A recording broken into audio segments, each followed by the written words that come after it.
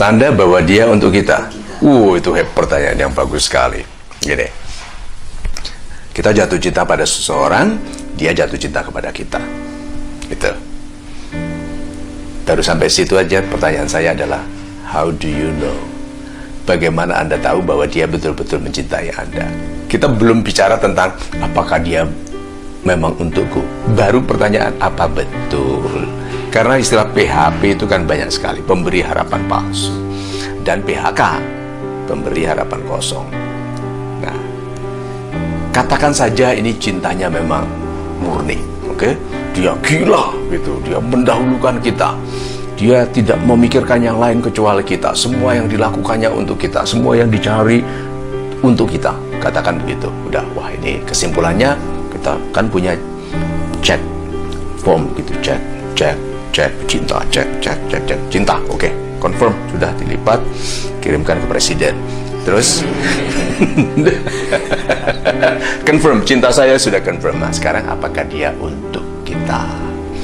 Nah, pegang ini, wanita yang baik menjadikanmu laki-laki yang lebih baik.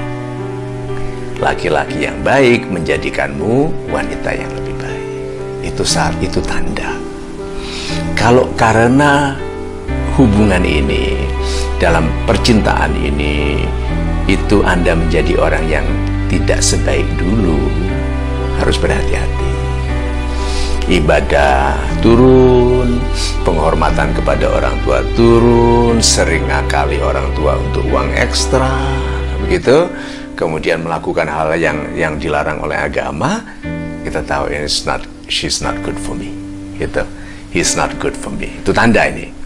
Tapi kalau karena dia, terus kita itu peduli tentang penampilan, kebersihan, olahraga, gitu, kemudian menabung, terus mulai lihat-lihat majalah rumah, gitu. Terus kalau bicara nanti kita buat taman seperti ini ya, kecil dulu, nanti ayunan di sini, nanti kolam di sini, nanti anak-anak main di sini. Terus ngomong-ngomong, anak kita berapa? Gitu, 18. Oke, nah terus misalnya gitu. Nah, kalau sudah bicara begitu, dia bilang, loh, kok aku jadi tertarik membangun rumah yang baik ya?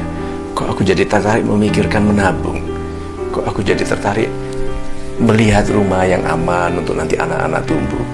Nah, dia wanita yang baik atau laki-laki yang baik?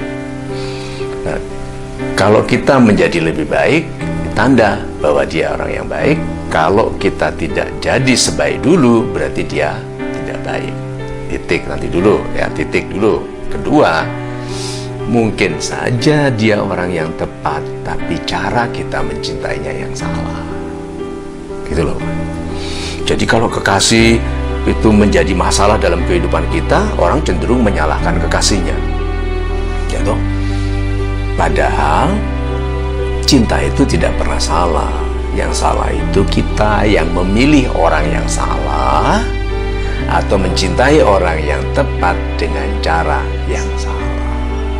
Nah, jadi kita ketepatan jawaban dari pertanyaan apakah dia untuk saya sangat bergantung pada kita.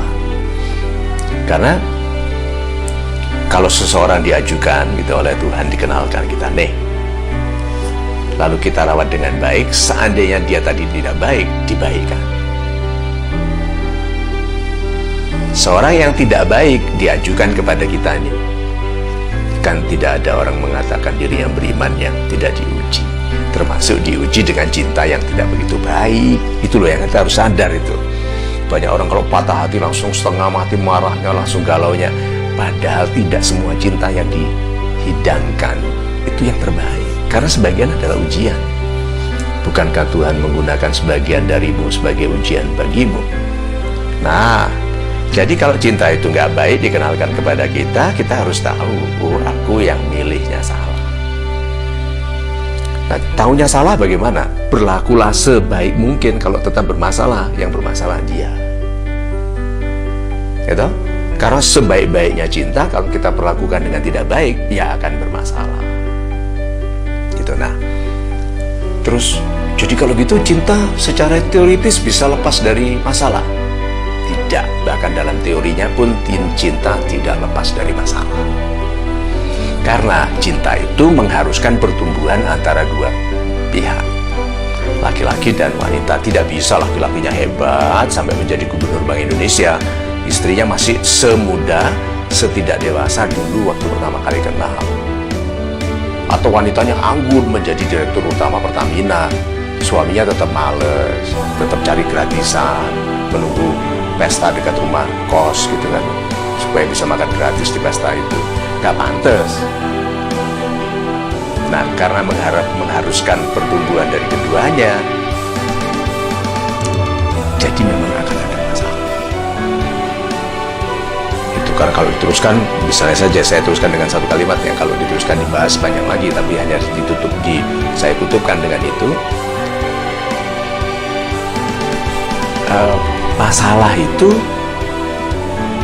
memang ditemukan karena kita itu semua setuju perubahan itu baik, tapi tidak setiap orang mau berubah. Semua orang setuju perubahan itu baik, tapi tidak setiap orang mau berubah. Nah, dalam pernikahan, dalam hubungan cinta, setuju bahwa berdua mendewasa dengan baik, tapi tidak setiap orang dalam pasangan ini bersedia mengubah kebiasaan dulu. Awal dari masalah. Gitu.